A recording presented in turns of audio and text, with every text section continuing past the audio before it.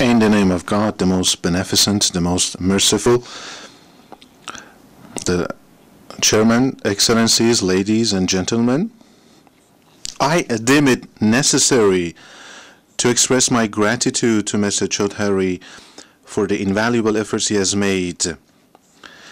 I am also delighted that the present conference is being held under the beautiful title of Placing Democracy at the Service of Peace and Sustainable Development, Building the World the People Want. The real question posed by this great conference, attended by a large number of honorable speakers and the parliamentarians of the various countries, is as follows. Is democracy really at the service of sustainable peace and development in the world today? There is no doubt that sustainable development comes with the three elements of political stability, democracy, and balanced economic growth.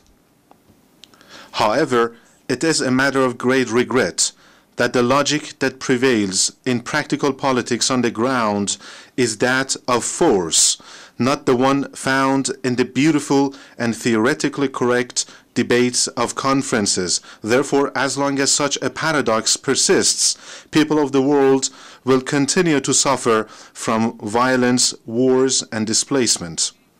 But there are two surprising points here. One is that there are certain governments that seem to favor democracy for their own people only and support dictatorships and despotic and violent regimes lying outside their borders. The second surprising point is that the theory of warmongering under the pretext of expanding democracy has resulted in an inappropriate behavior internationally. Actually, there are some governments that are trying to enforce democracy in other countries with bombs and machine guns.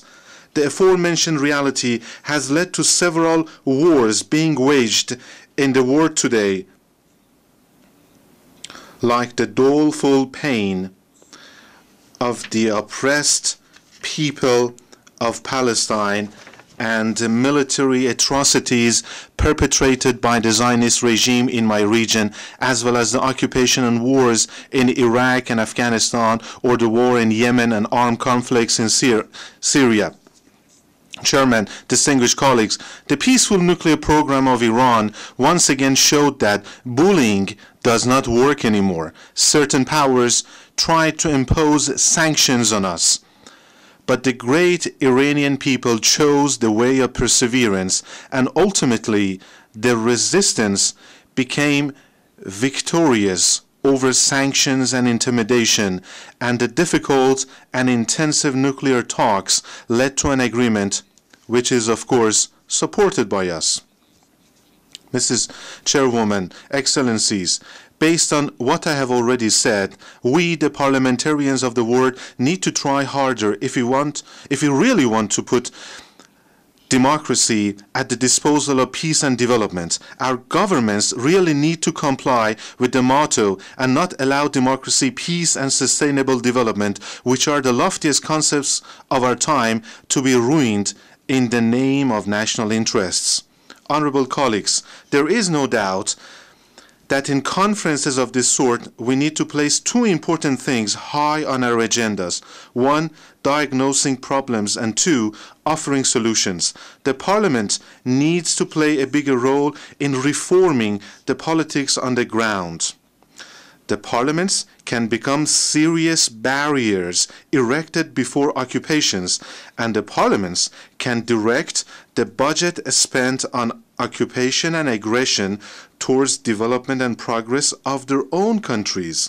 If even 1/10 of the budget is spent on occupying Iraq and Afghanistan would have instead been dedicated to development and prosperity, we definitely would not have so much insecurity and terrorism in those countries now. We have to know that the people of the world, and especially the youth, are now awake, and they have never been more aware of the political shenanigans as well as with their own rights.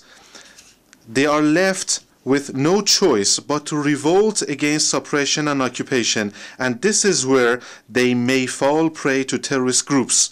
If powerful countries want the flame of terrorism to subside, they need to abandon their bullying, adventurous, and occupying ways. Excellencies, in this conference, we consider democracy as the pillar for peace. Therefore, is it not better to prescribe the same thing for the oppressed people of Palestine so that they may choose their government through a referendum? In the end, I hope this conference will come out with concrete achievements for the nations of the world in fulfilling the valuable theme it has chosen. Thank you for your attention.